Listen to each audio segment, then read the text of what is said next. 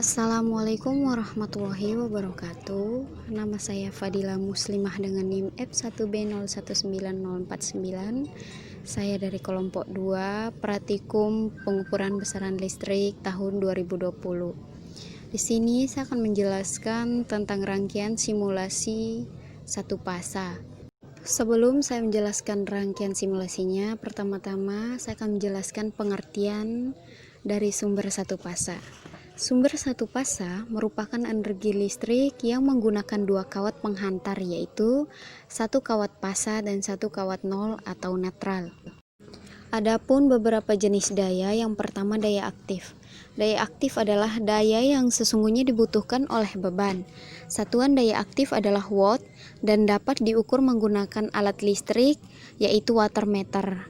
Persamaan daya aktif pada beban yang bersifat resistensi adalah P sama dengan V kali I kali cos theta, di mana P adalah daya aktif, V adalah tegangan, I adalah arus listrik, dan cos theta adalah faktor daya. Yang kedua yaitu daya reaktif. Daya reaktif adalah daya yang dibutuhkan untuk pembentukan medan magnet atau daya yang ditimbulkan oleh beban yang bersifat induktif. Satuan daya reaktif adalah VAR, volt ampere reaktif. Persamaan daya reaktif adalah sama dengan Q sama dengan V kali I kali sin theta, di mana Q adalah daya aktif, V adalah tegangan, dan sin theta adalah faktor daya. Yang ketiga yaitu daya semu. Daya semu adalah daya yang dihasilkan dari pertalian tegangan dan arus listrik. Selanjutnya saya akan menjelaskan tentang kWh meter satu fase secara umum. kWh meter satu fase secara umum, listrik satu fase adalah listrik yang bertegangan 220 volt yang digunakan banyak orang. Dengan tegangan 220 volt, listrik satu fasa banyak digunakan pada perumahan. Namun, listrik PLN di jalan memiliki 3 fasa, akan tetapi yang mengalir pada tiap rumah yaitu satu fasa, dikarenakan listrik perumahan tidak memerlukan daya yang besar. Misalnya pada 3 rumah, masing-masing menggunakan listrik satu fasa secara bersamaan. Persamaannya adalah kWh sama dengan V kali I kali cos theta per 1000 dikali T, di mana V adalah tegangan fasa, I adalah kuat arus, cos theta adalah faktor daya, dan T adalah waktu.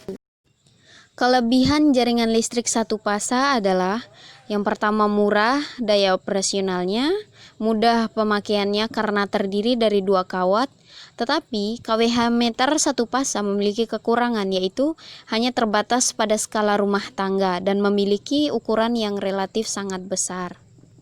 Langkah selanjutnya saya akan menjelaskan tentang alat ukur ampermeter dan voltmeter. Yang pertama ampermeter. Ampermeter adalah alat ukur yang digunakan untuk mengukur besaran arus pada suatu rangkaian. Sedangkan voltmeter adalah alat ukur yang digunakan untuk mengukur besaran tegangan pada suatu rangkaian. Cara penggunaannya, 2 kabel ampermeter dihubungkan pada rangkaian sehingga bisa terbaca nilai dengan diset terlebih dahulu pada opsi ampermeter, begitu juga sebaliknya pada voltmeter. Selanjutnya, saya akan menjalankan simulasi rangkaian berikut ini dengan mengklik run. Di sini terbaca dan tertera nilai di mana VRMS-nya 225,7, IRMS-nya 1,909, daya aktifnya 192,7, faktor dayanya 0,4472, daya reaktifnya 385,4, energi listrik 19,27. Kemudian masukkan pada tabel pengukuran data hasil satu fasa yang telah diberikan.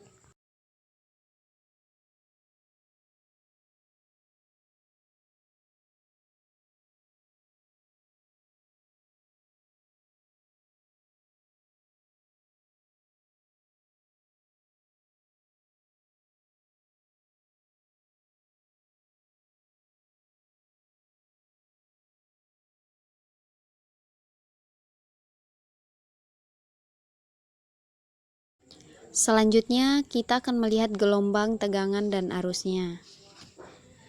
Keterangan dari gelombang tersebut, gelombang berwarna ungu merupakan tegangan, sedangkan gelombang berwarna kuning merupakan gelombang arus.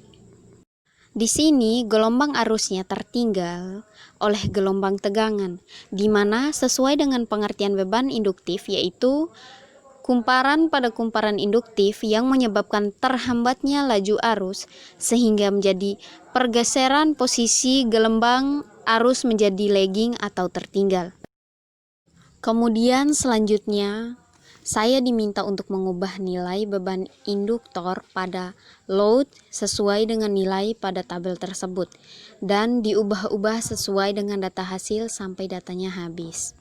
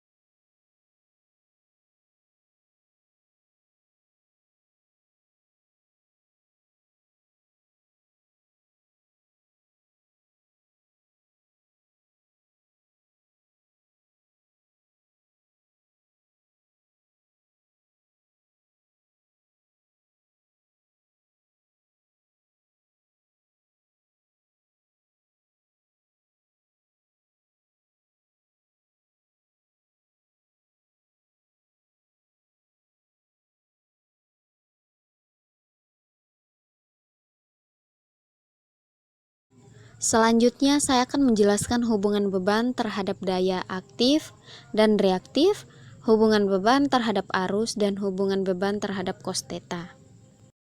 Yang dimana hubungan beban terhadap daya aktif dan reaktif dapat dilihat dengan semakin besar beban yang digunakan, maka daya aktif dan reaktifnya akan bertambah juga seiring dengan bertambahnya beban.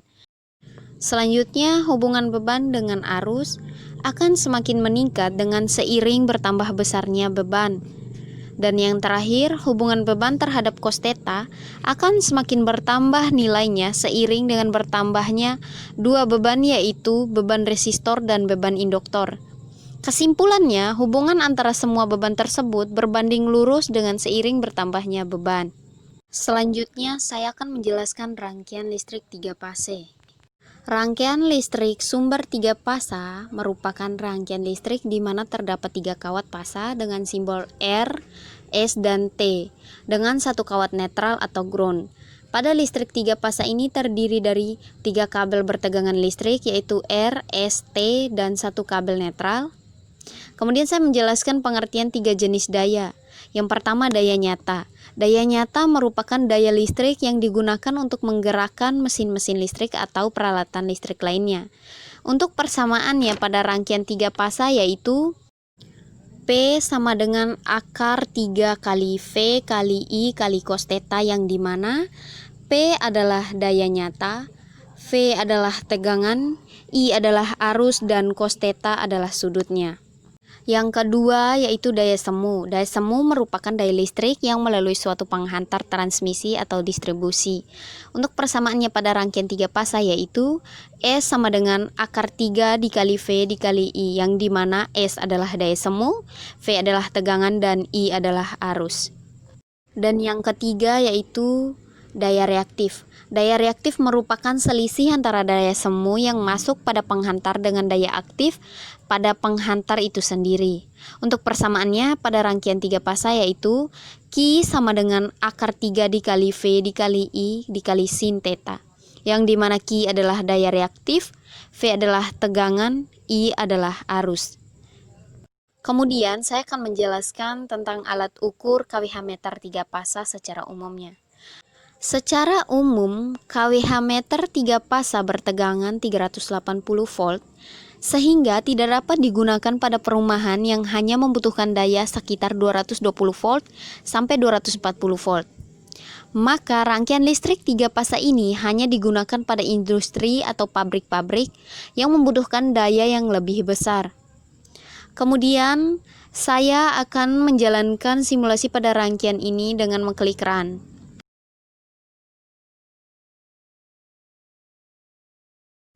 Tertera di sini nilainya. Langsung saja masukkan nilai tersebut pada data hasil rangkaian 3 fasa.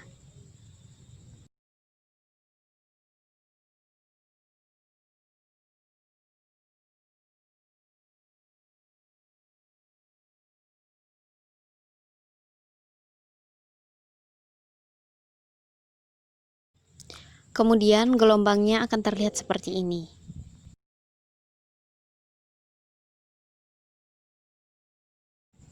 Gelombang yang ini merupakan watt second.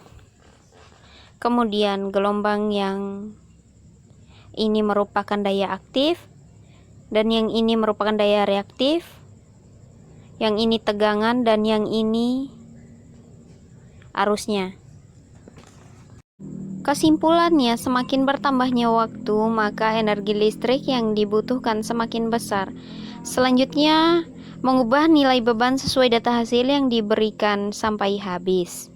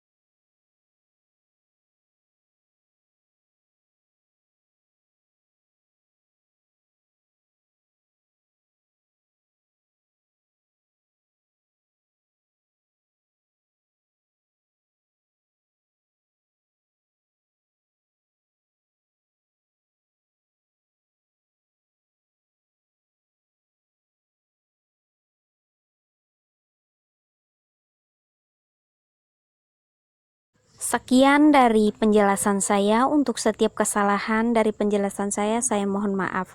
Wassalamualaikum warahmatullahi wabarakatuh.